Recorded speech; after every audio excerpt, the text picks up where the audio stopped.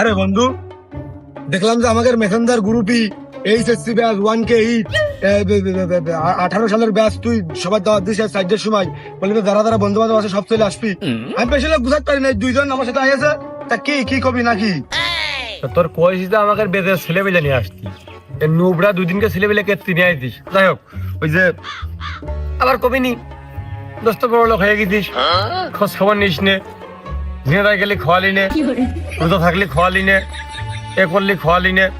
ওই জন্যই ওই ঈদের আগের দিন রাত্রিতে একটু সিলটিল করতে হয়, নিয়মের মধ্যেই পড়ে সবাই করে।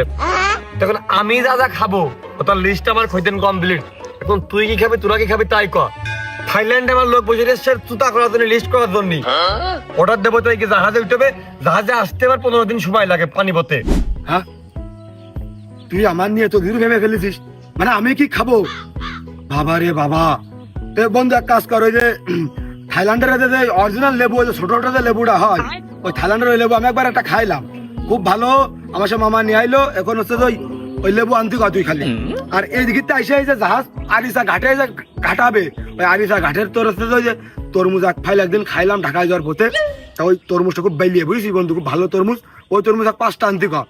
আর এদিকে হচ্ছে তোর যে দৌলদিয়া ঘাটে আসে তোর ঝাল মুড়িটা কিন্তু হেভি বানাই, ওই ঝাল মুড়ি আনতে কই বুঝছিস, এক কাপড় ঝাল মুড়ি মাখিয়ে একবারে প্যাকেটিং করে না চলে আসতে কবি।